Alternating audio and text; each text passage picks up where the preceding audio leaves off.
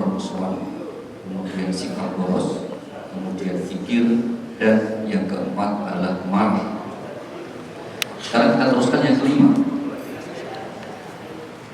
Bagaimana setan menggunakan pintu untuk masuk ke dalam wilayah godaan terhadap manusia ini. Yang kelima adalah dengan membujuk manusia bersikap malas. Itulah mengapa Allah Subhanahu wa Ta'ala mendorong agar manusia tidak malas, tapi bersungguh-sungguh dalam melakukan kebaikan. Harus bersungguh-sungguh, dan yang bersungguh-sungguh pasti akan mendapat pertolongan dari Allah. Sebaliknya yang malas itu berarti menjadi temannya syaitan. Di surat nomor 29, surah Al-Ankabut, ayat yang ke-69, surah 29 ayat 69. Ayat yang terakhir Allah berfirman, "Walladzina jahadu fina lanahdiyannahum subulan."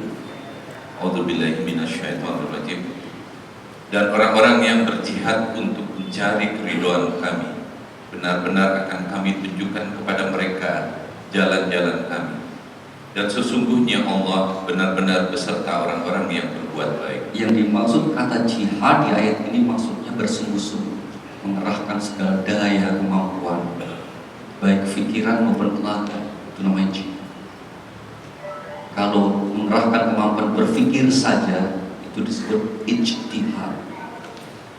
Kalau mengerahkan kemampuan spiritual hati itu disebut dengan mujahadah. Tapi kalau kata jihad itu mengerahkan kemampuan khususnya tenaga, semangat, itu disebut jihad. Maka saya kira terjemahan yang letterlock yang tepat sebetulnya di ayat ini, dan orang-orang yang bersungguh-sungguh ingin menempuh jalan kami, berarti tidak malas-malas itu. Pasti, sungguh pasti kami akan berinya hidayah. Itulah mengapa alasan mengapa dulu Adam tergoda oleh syaitan ketika masih tinggal di surga. Salah satunya apa? Allah katakan, karena kami tidak mendapati pada Adam kesungguhan dan dia lupa. Yang disebut di surat nomor 20 surah Taubah ayat yang ke-115. Walaupun ahidna ila Adam min qabl fa nasiya wa lam najid lahu azma. A'udzubillahi minasyaitonir rajim. Maka Maha Tinggi Allah, Raja yang sebenar-benarnya. 115 Pak. Itu 114. A'udzubillahi minasyaitonir rajim. Dan sesungguhnya telah kami perintahkan kepada Adam dahulu, Ya. maka ia lupa akan perintah itu, dan tidak kami dapati padanya kemauan yang kuat. Tidak kami dapati padanya kemauan yang kesungguhan yang serius. Salah satu alasan kenapa orang malas beribadah itu salah satu yang tadi. Mohon maaf itu dientrong di setan. Dientrong itu apa ya? Bahasa Indonesia apa itu? Roni, bukan. Kalau telur sama ayam itu Pak, itu supaya menetas kan ya, itu dirami ya. Agak mirip dirami, dientrong sampai itu. Maka orang jadi malas. Maka ciri utama orang munafik yang disebut di Al-Quran itu kalau ibadah malas. Sekali-sekali ibadah pun kemudian bolak-balik selfie. Ya itu Pak, itu munafik. Disebut di surat nomor 4 An-Nisa 142. Innal munafiqina yukhadi'una Allah wa yukhadi'uhum wa idza qamu ila shalah qamu kusala. A'udzubillahi minasyaitonir rajim. Sesungguhnya orang-orang munafik itu menipu Allah, dan Allah akan membalas tipuan mereka. Dan mereka apabila berdiri untuk salat, mereka berdiri dengan malas. Iya. Mereka bermaksud ria dengan salat di hadapan manusia. dan tidaklah mereka menyebut Allah kecuali sedikit sekali. Nah, ini ciri orang munafik. Kalau ciri orang munafik yang disebut dalam hadis itu kan kalau berkata bohong, dipercaya berkhianat, berjanji diingkari. Kalau di Al-Quran ingin munafik beneran, karena munafik itu ada dua macam. Satu munafik yang i'tiqadi, i'tikadnya hatinya itu kafir sebetulnya, tapi pura-pura beriman. Ini cirinya ini, ibadah masa. Sekali-sekalinya berangkat ibadah karena malu sama teman lain-lain, riya. Yang kedua munafik amali. Amali itu ya hatinya muslim, dia nggak benci sama Islam, tapi kalau akhlaknya itu jelek, berkata mesti bohong, percaya mesti khianat, berjanji sering diingkari meskipun pakai insya Allah. Itu ciri orang munafik yang amali. Nah, yang di Al-Quran yang pertama, yang berat, itu yang diancam oleh Allah, innal munafiqina fid darkil asfal. Sebenarnya orang-orang munafik itu nanti posisinya di kerak neraka. Na'udzubillahi. Ya, maka nomor satu apa ini? Kemalasan itu salah satu pintu syaitan. Sehingga Rasulullah SAW bersabda, salah satu yang membedakan orang munafik dengan orang mukmin itu apa? Jamaah subuhnya. Jamaah subuh. Orang mukmin itu berarti apa? Istiqomah jamaah subuh. Tapi kalau istiqomah sholat Jumatan belum tentu.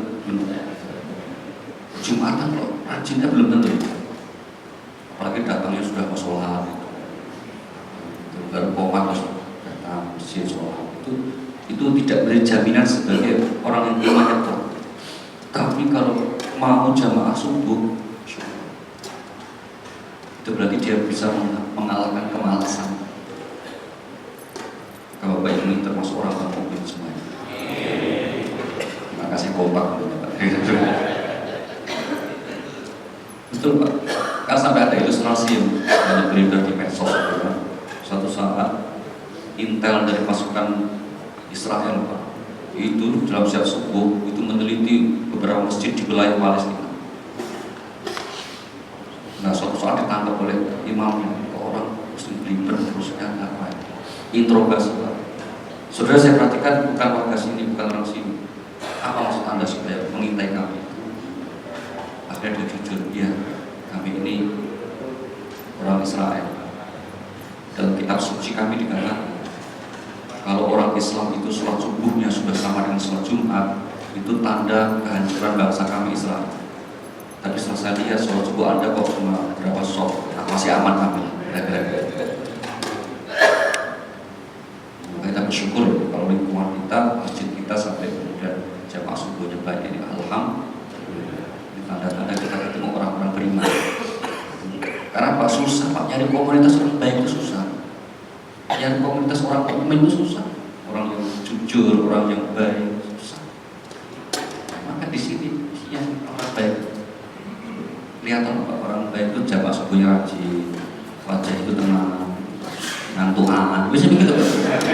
Itu biasanya begitu Pak. Kalau pengajian nyandar gitu. Biasanya begitu. Yang kelima Pak. Yang keenam, pintu yang dijadikan oleh syaitan menggoda manusia itu ketergesaan, terburu-buru, tergesa-gesa. Rasulullah SAW bersabda, al-ajalatu minasyaitan. Ketergesaan itu adalah syaitan. Dan lebih waspada lagi, kenapa? Salah satu sifat negatif manusia itu memang tergesa-gesa. Mari kita lihat. Misalnya di surat nomor 17 Al-Isra ayat yang ke-11. Wa yad'ul insanu bisyarri du'aahu bil khair wa kana al-insanu ajula. Ya, surat 17 ayat yang ke-11 Al-Isra. Ketika seseorang menginginkan kebaikan dan manusia mendoa untuk kejahatan sebagaimana ia mendoa untuk kebaikan, dan adalah manusia bersifat tergesa-gesa. Maksudnya apa? Kalau kita pahami seperti itu sepertinya kurang nyambung. Manusia menginginkan kebaikan atau manusia menginginkan supaya kalau mendapat cobaan hidup, kesulitan, masalah, itu segera dihilangkan. Itu seperti manusia yang menginginkan kebaikan juga kalau bisa segera dikabulkan. Bawaan manusia memang suka tergesa. Berdoa minta kebaikan. Itu kalau bisa pikiran kita ini, Pak, tadi malam berdoa, pagi diberi gitu. Itu yang disebut doa makbul kan gitu. Paling tua 3 hari lah.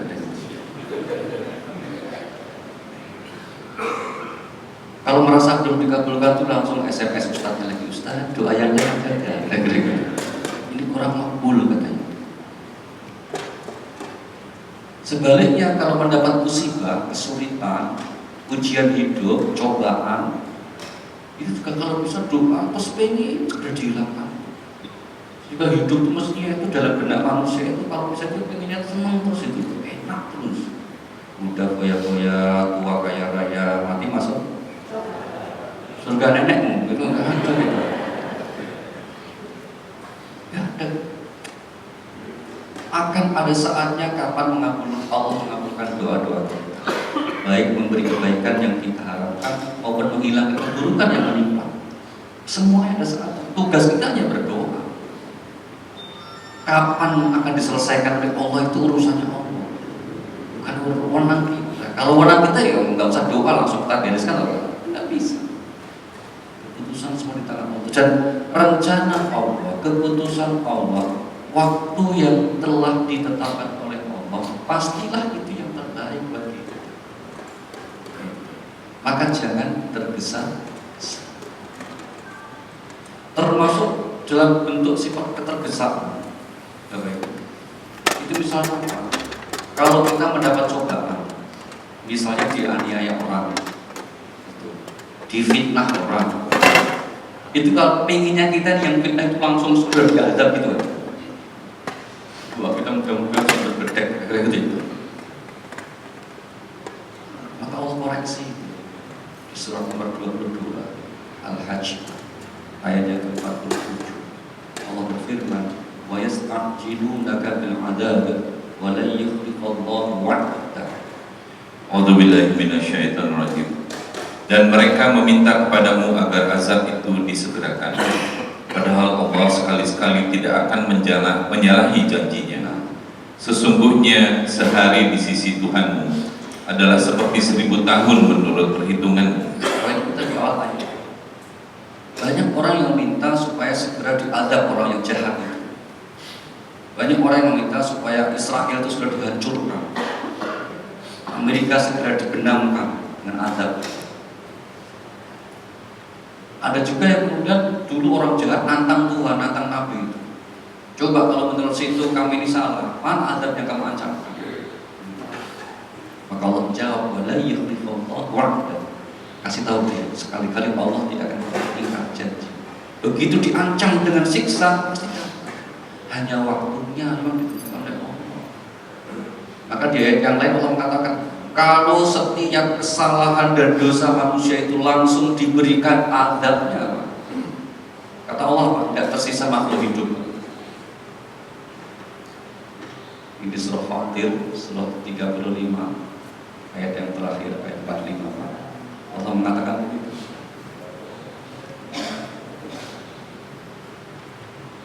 A'udzubillahi minasyaitonirrajim.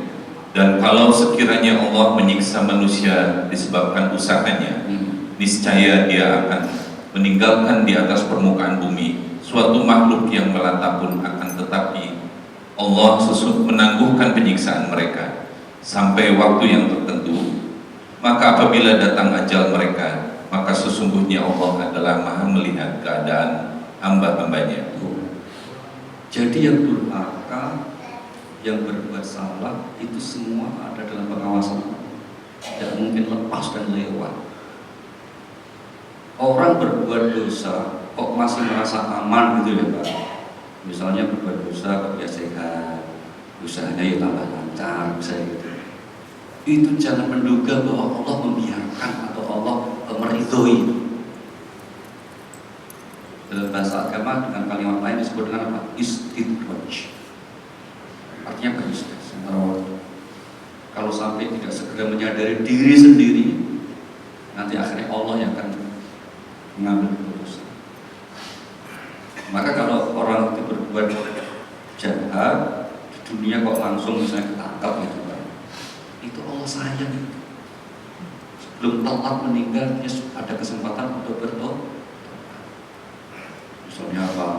Anak muda, kebetulan pejabat publik ketangkap karena narkoba, misalnya ya Pak ya. Nggak sebut nama loh Pak, saya lupa. Pak nanti yang sekarang sendiri kan itu kan sebut nama. Itu berarti Allah sayang sama anak ini, supaya direhabilitasi, supaya bertobat. Nanti sisa hidupnya dijalani dengan baik, itu loh. Dan salah satu orang yang mendapatkan bergembira itu siapa sih? Kalau di Al-Quran, orang yang bertobat. Allah sayang banget, diberi kesempatan. Misalnya orang korupsi, itu. Oh, kemudian ketangkap KPK, itu Allah sayang. Jangan kemudian ketahuan ya, itu harus disikapi sekali.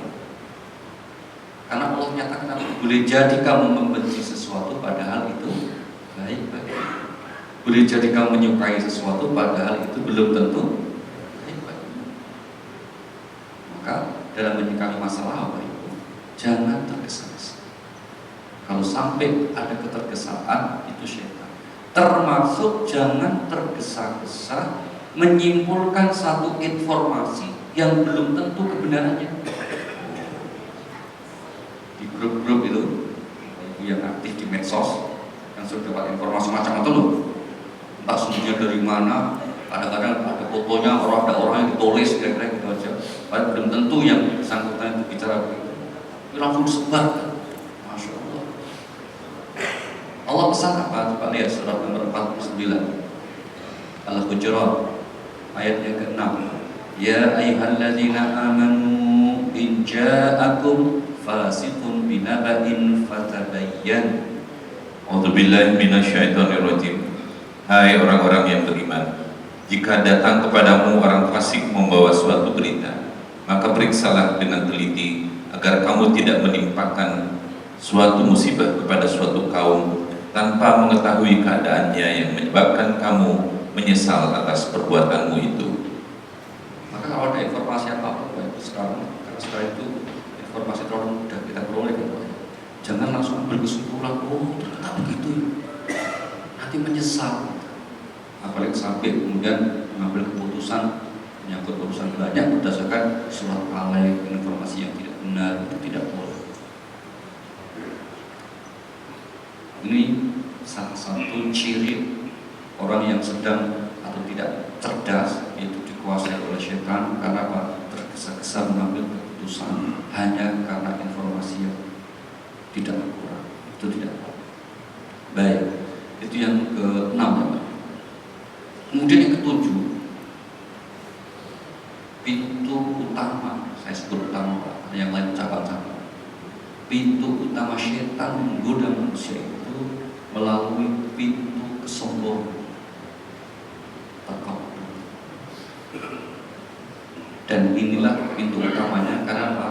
Dulu pimpinannya syaitan yang namanya iblis itu dikutuk, dilaknat oleh Allah karena sombong. Bukan karena dia tidak beriman, tapi karena sombong.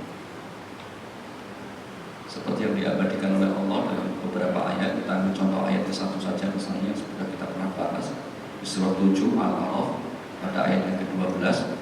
Ketika iblis ditanya oleh Allah, ma mana'aka an tasjida lima khalaqtu biyadayya. Apa jawaban iblis? A'udzubillahi minasyaitonirrajim. Allah berfirman, apakah yang menghalangimu untuk bersujud kepada Adam di waktu aku menyuruhmu? Menjawab iblis, saya lebih baik daripadanya. Engkau ciptakan saya dari api, sedang dia engkau ciptakan dari tanah. Pengakuan iblis yang merasa dirinya lebih baik dari Adam, ini yang kemudian dikatakan oleh Allah, aba wastakbar wa kana minal kafirin. Sungguh iblis telah menjadi sombong dan dia termasuk golongan yang kafir. Seperti kita atau yang dilakukan para ulama itu mendiagnosa banyak faktor mengapa orang itu menjadi takabur dan sombong. Imam Al-Ghazali dalam buku kecilnya yang berjudul ini bagian dari Ya'muddin Asnaful Maghribi, yang kelompok orang tertipu, itu menyebut beberapa motif mengapa orang itu menjadi sombong. Sombong tak? Sombong tak?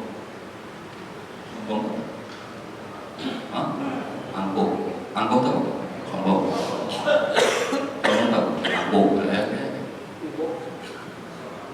Sombong itu didefinisikan oleh Rasulullah. Rasulullah itu mendefinisikan sombong. Apa kata Nabi? Batrul haqqi wa ghamtun nas. Itu namanya sombong. Menolak kebenaran dan melecehkan manusia. Sombong. Menolak kebenaran dan melecehkan manusia. Jadi kebenaran yang sudah pasti datangnya dari Allah dan Rasulnya, dia tolak karena alasan macam-macam, atau kemudian sikapnya melecehkan manusia karena alasan tertentu, itu disebut sombong menurut Rasulullah SAW. Apa motif seseorang itu sampai bersikap sombong? Mari kita sedikit diagnosa, terus kita cari obat ya. Yang pertama, kalau kita merujuk ke para ulama ya, justru yang paling bahaya itu kesombongan disebabkan oleh faktor ibadah. Orang sering menyebut dengan istilah kesombongan spiritual. Kesombongan disebabkan faktor ibadah. Maksudnya apa?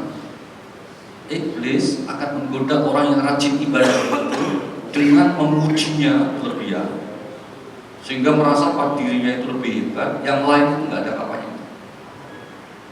Jika orang merasa menjadi orang yang suci, orang yang harus hormat semuanya kepada dia. Ada yang seperti itu. Maka kalau ada gejala seperti itu, Allah Subhanahu wa Ta'ala mengingatkan. Mari kita periksa ayatnya di surah 53 An-Najm pada ayat yang ke-32. Alladzina ijtanibuna kaba'iral itsmi wal fawahisha illa lamam inna rabbaka wasi'ul maghfirah. A'udzubillahi minasyaitonirrajim. Yaitu orang-orang yang menjauhi dosa-dosa besar dan perbuatan keji yang selain dari kesalahan-kesalahan kecil. Sesungguhnya Tuhanmu maha luas ampunannya, dan Dia lebih mengetahui tentang keadaanmu ketika Dia menjadikan kamu dari tanah dan ketika kamu masih janin dalam perut ibumu. Maka janganlah kamu mengatakan dirimu suci. Dialah yang paling mengetahui tentang orang yang bertakwa. Kalimat ini terakhir. Jangan menganggap dirimu suci. Karena apa? Hanya Allah yang mengetahui siapa di antara manusia itu yang Maka kalau kita dianugerahi dengan kemampuan untuk beribadah yang baik, yang rajin, bersyukur. Tidak perlu menjadikan kita menepuk dada. Tidak perlu menjadikan kita merasa sudah pegang kunci surga.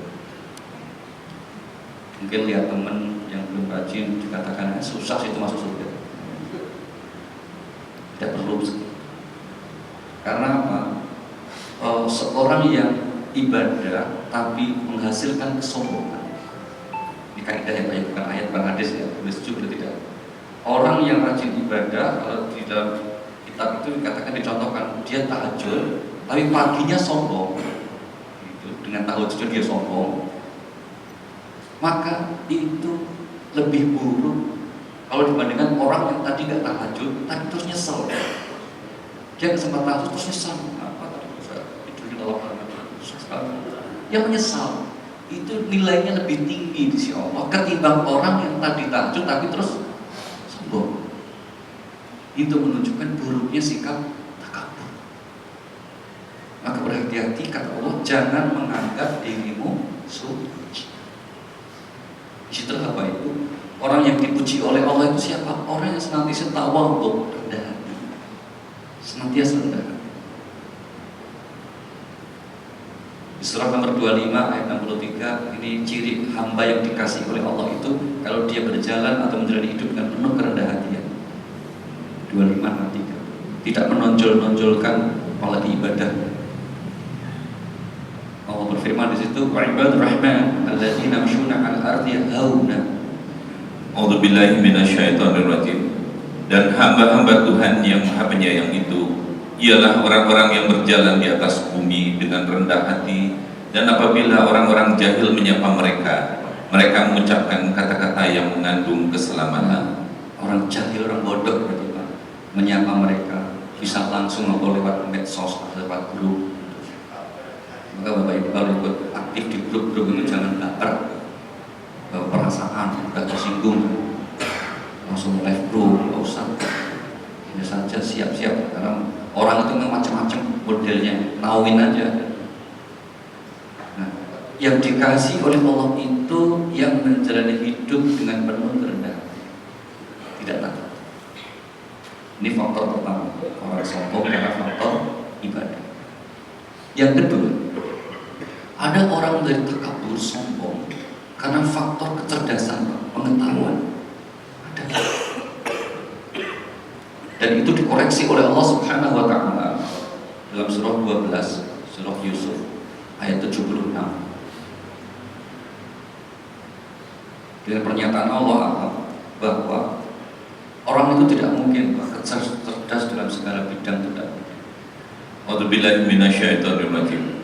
Maka mulailah Yusuf memeriksa karung-karung mereka sebelum memeriksa karung saudaranya sendiri. Kemudian dia mengeluarkan pakai piala raja itu dari karung saudaranya.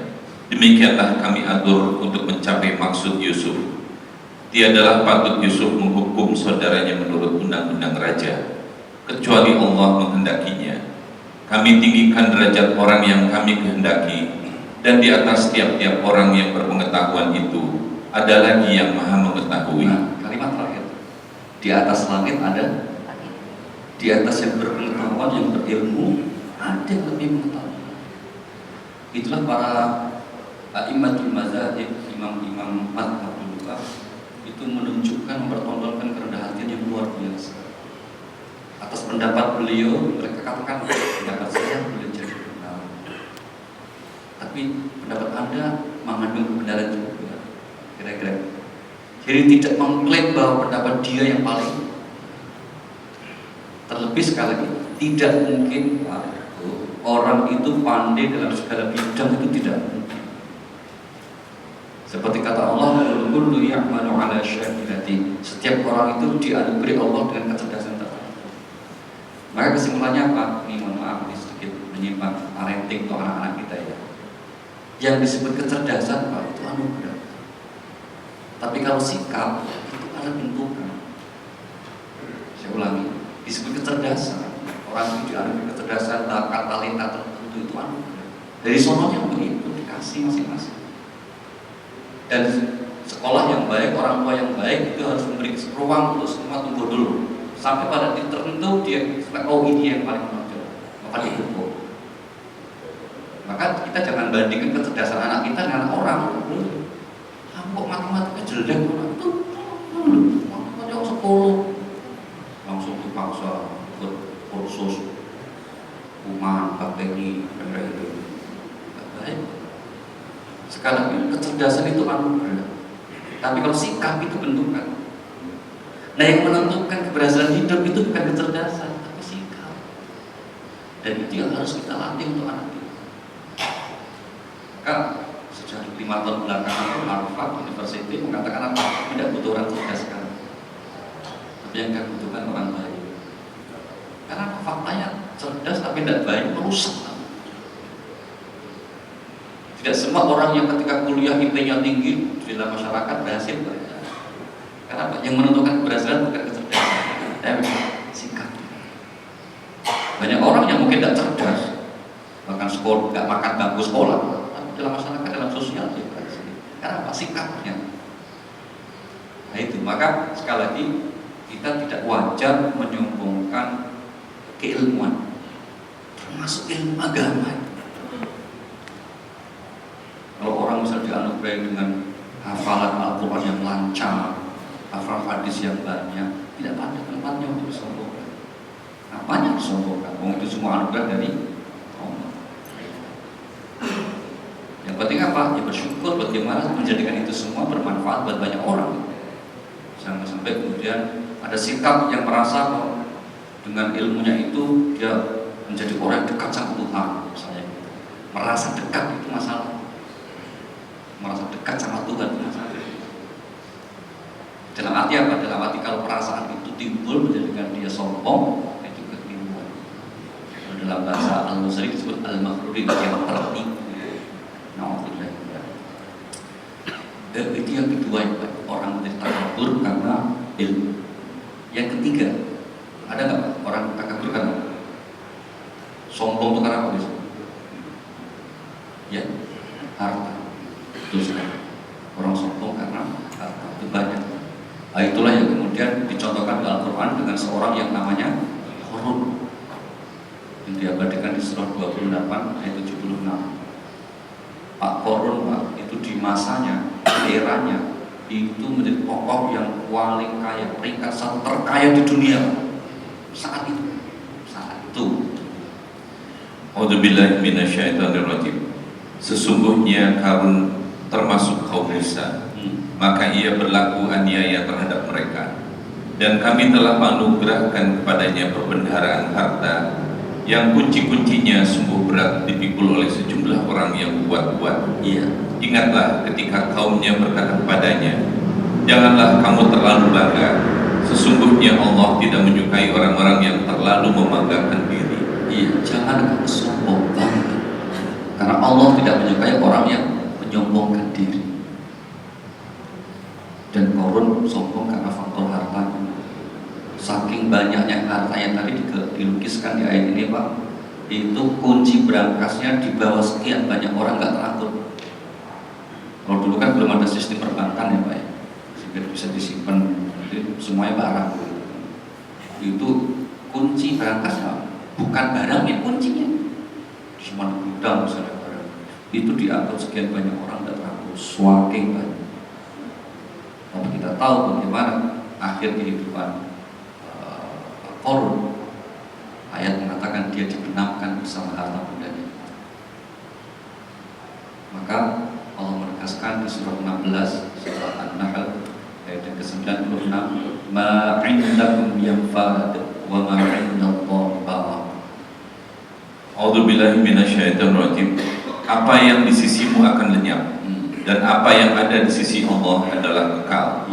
Dan sesungguhnya kami akan memberi balasan kepada orang-orang yang sabar dengan pahala yang lebih baik dari apa yang telah mereka kerjakan. Apa yang di sisimu akan lenyap, kita tinggal.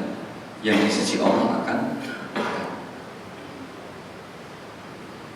Sekarang saya tanya, harta kita yang kita kumpulkan selama bekerja sejak muda sampai kemudian pensiun, bisa nggak kita bawa mati? Bisa nggak kita bawa mati harta itu? Bisa nggak? Bisa, Bu, harta kita bawa mati? Bisa. Caranya apa? Kita amati, kita infakkan, kita sedekahkan. Itu berarti kita bawa harta kita sampai di akhir. Tapi yang kita tinggal, yang kita niatkan, kita wariskan ke anak-anak. Misalnya begitu, karena orang tua saya kepada anaknya itu, ya sudah, begitu kita meninggal jadi milik anak-anak.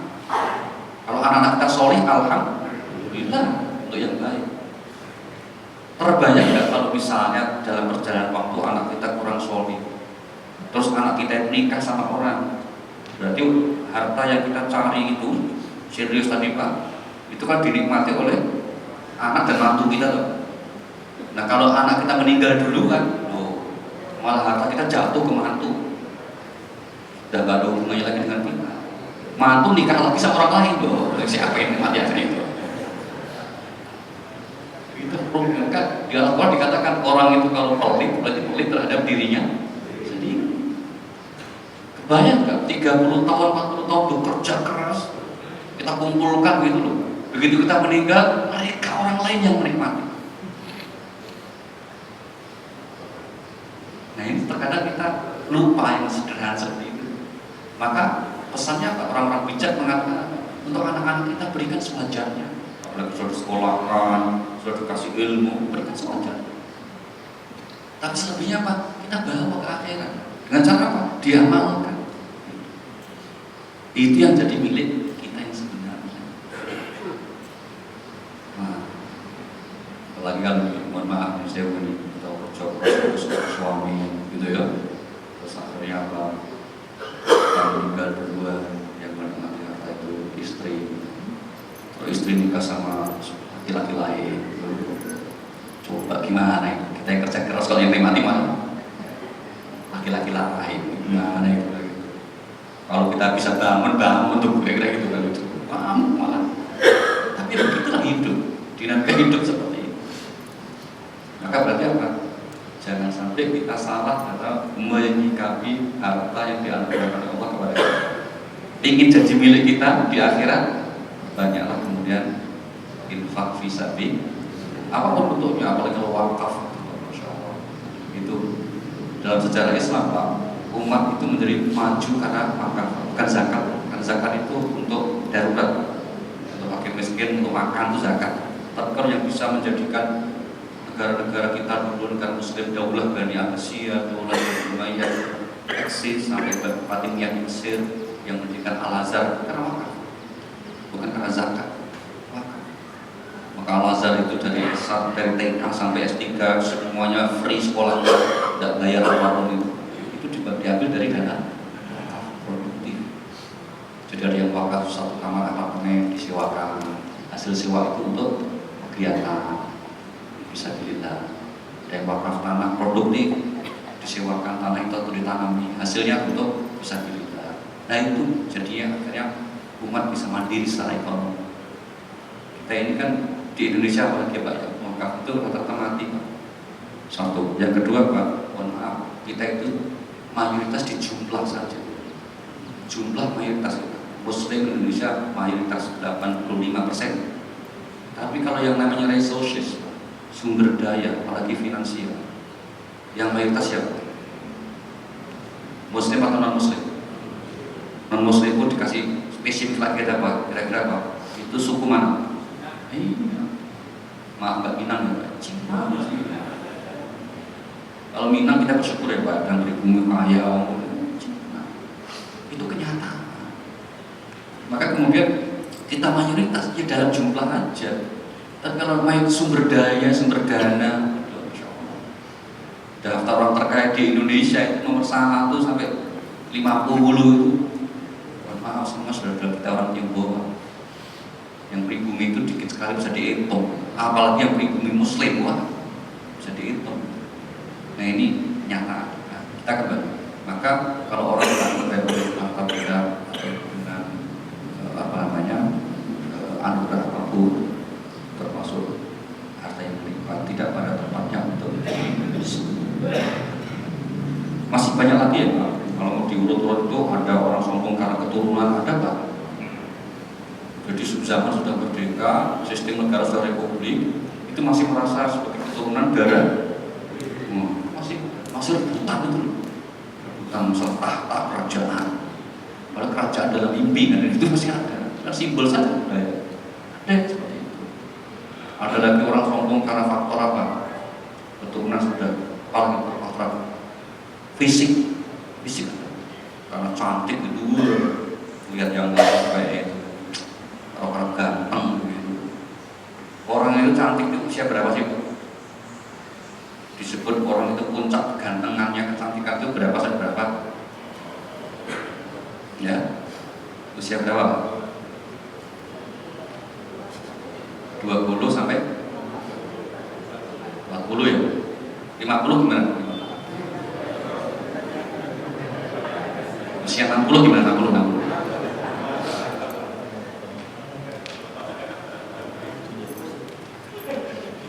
Makanya kalau dalam rumah tangga suami istri itu ya, kalau ibu penasaran coba dicek nanti HP-nya suami itu nama ibu siapa, tergantung siapa nikah. Kalau baru nikah itu manggilnya ayahku, baby, adik. Itu baru nikah tuh. Kontak istri namanya gitu. 5 tahun menikah ganti HP karena sudah besar, nama istri sudah berubah, orang rumah. Itu maksudnya istri orang. 10 tahun ganti lagi lah. Nama istri siapa? Satpol PP. Gitu. Dan telepon masuk Satpol PP istrinya. Kalau begitu, ya gitu. Nah, saya punya teman di kerja di WHO itu. Kebetulan mohon maaf, wanita agak gemuk gitu, badannya gemuk gitu. Tahu nggak mas? Aku ditulis di HP suamiku apa? Nggak tahu nggak? Misalnya kebetulan pernikahan 21 tahun. Aku marah, tak banting. Dan ditulis siapa sampean ini? Aku masuk ditulis bulldozer.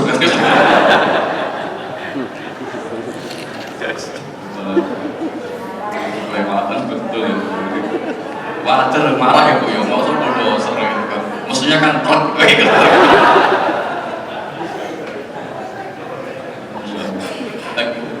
Nah itulah gitu, ya gitu dinamikanya. Maka nggak ada orang kok sombong terus merasa muda terus, cantik terus, mau operasi plastik berapa kali pak? Biasanya gitu. Itu kelihatan pada akhirnya.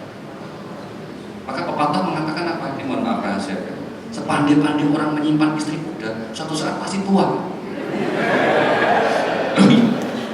Dan terus itu hidup begitu. Kayak nggak usah kemudian kita menyombongkan diri karena faktor fisik, usia. Perjalanan waktu itu nggak bisa dicegah. Kalau sekarang Sabtu, besok itu pasti Ahad. Itu juga setuju, besok itu pasti Minggu. Nggak bisa dicegah. Maka bertambah. Maka bohong-bohongnya suami dikit, misalnya bilang sama istri itu, "Ma, tambah muda, mak lu bohong itu." Mana ada orang tambah muda? Tapi itu bohong yang dianjurkan untuk menyenangkan hati istri. Tidak apa-apa, boleh-boleh saja. Tapi jangan seperti saya sudah 50 tahun menikah. 50 tahun menikah, mesranya Pak, manggil istri itu mesti Hani, ya temennya sampai minta saja. Misalnya, pesan apa? Itu manggil istri kok mesra terus, mesra gimana? Itu Hani, iya, jangan bilang-bilang, aku lupa namanya.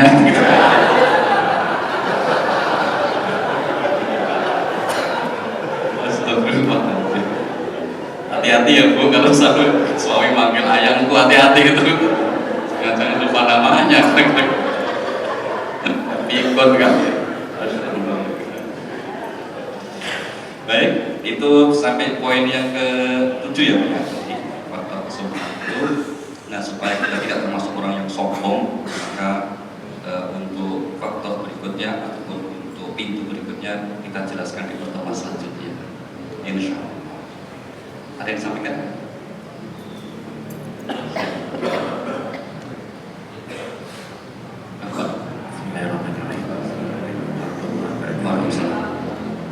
Mau tanya Ustaz, mungkin geser dikit dari judul ini ya. Kalau kita mau sembahyang, Ustaz, itu kan kita selalu ingin ini kan berhadapan dengan Allah. Ya. Kadang-kadang melihat tulisan Allah, bayang Ka'bah, itu kan kiblat kita. Jadi gimana supaya memasukkan ke hati kita itu kita sedang menghadap Allah bagi sholat? Gimana itu kira-kira? Persoalan Bapak itu persoalan semua orang ya Pak, kira-kira gitu, itu masalah setiap orang. Maka harus kita kaji ulang yang disebut khusyuk lah. Ada yang mengatakan khusyuk itu kalau di sholat lupa segalanya, itu namanya pingsan. Bukan khusyuk. Kata juga mengatakan khusyuk itu konsentrasi penuh katanya. Enggak. Karena konsentrasi penuh itu kerja otak Pak, itu mesti capek. Satu waktu lagi sampai mikir dan mikir terjemah ayat yang dibaca itu capek. Apalagi karena ada orang kan yang menganggap khusyuk itu konsentrasi, akhirnya sholat gak jadi-jadi Pak. Takbir itu lama Pak. Lupa. Belum kena gitu loh, ulang lagi tuh. Kayak gak dapat sinyal gitu loh. Maka sungguh tepat ketika Allah memberi pengertian yang disebut khusyuk itu apa? Surah nomor 2 Pak, ayat 45-46, caranya dikatakan Allah. Apa kata Allah? Wasma'inu bis-sabr wa innaha lakabiratun illa 'alal khashi'in alladzina yadhunnuna annahum mulaqu rabbihim. 45. A'udzubillahi minasyaitonirrajim. Jadikanlah sabar dan sholat sebagai penolongmu, dan sesungguhnya yang demikian itu sungguh berat, kecuali bagi orang-orang yang khusyuk. Siapa yang khusyuk, Pak? Yaitu orang-orang yang meyakini bahwa mereka akan menemui Tuhannya dan bahwa mereka akan kembali kepadanya. Jadi khusyuk itu, Pak, orang yang yakin dia sedang bertemu. Jadi kalau yakin itu hati, Pak. Kalau hati itu given, diberi. Jadi kita, Pak, tugas kita menyiapkan sebaik mungkin kondisi hati kita agar diberi kekhusyukan oleh Allah. Caranya bagaimana? Maka kalau wudu kita mulai dengan cara yang baik. Wudunya sedapat mungkin kita ikuti semua. Yang kedua, amalia sehari-hari kita baiki. Jangan bicara yang aneh-aneh, jangan pelit. Itu cara-cara orang yang seperti ini, Pak. Itu akan mudah diberi kekhusyukan dalam sholat. Termasuk kalau dia sempat sholat malam, misalnya tanpa terasa mungkin dia akan meneteskan air mata. Karena seharinya baik.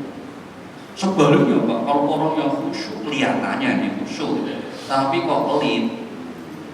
Sudah pelit kalau ngomong nyelekit. Itu khusyuk versi yang pelit. Yang benar itu apa? Ya, kekhusyukan itu dapat menjadikan perilaku dia menjadi orang yang baik sehari-hari. Kan konkretnya gitu kan, karena Rasulullah itu diutus oleh Allah untuk menyempurnakan akhlak, bukan untuk membuat sholat kita khusyuk, tapi menyempurnakan akhlak. Nah, sempurnanya akhlak itu salah satunya terbangun melalui sholat yang khusyuk. Nah, gitu. Jadi target kita jangan semata-mata khusyuk ya, tapi target kita gimana perilaku kita baik, akhlak kita baik. Nah, salah satunya apa? Nanti kita akan diberi kekhusyukan dalam sholat. Tidak usah khawatir, Pak. Kalau sholat kita merasa belum khusyuk, tidak usah khawatir. Yang penting sholat. Jangan karena nggak khusyuk nggak sholat, nggak khusyuk lebih baik nggak sholat. Sama dengan orang kalau sedekah terus sekarang merasa tidak ikhlas, nggak sedekah gitu. Daripada nggak ikhlas, nanti nggak ada pahalanya, baik nggak usah.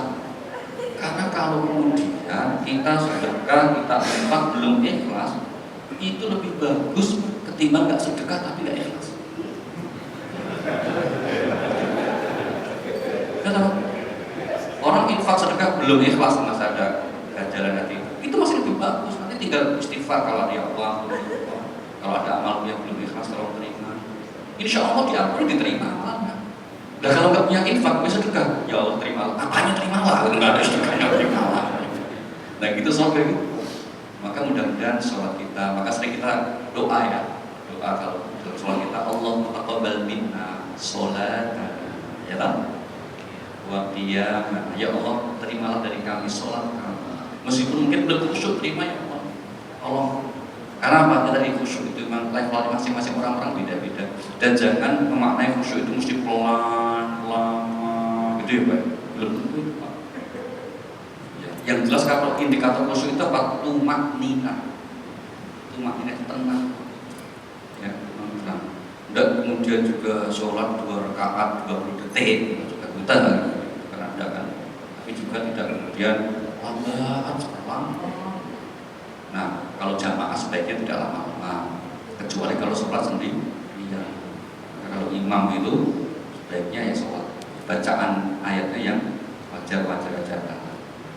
Kalau sholat tarawih biasanya sholat tarawih itu yang muda-muda yang protes, dan yang banyak yang di belakang banyak yang tua. Yang tua nggak protes Pak, yang muda yang protes. Tapi buat udung aja itu ke atas nama itu. Gitu ya, baik, terima kasih. Satu lagi.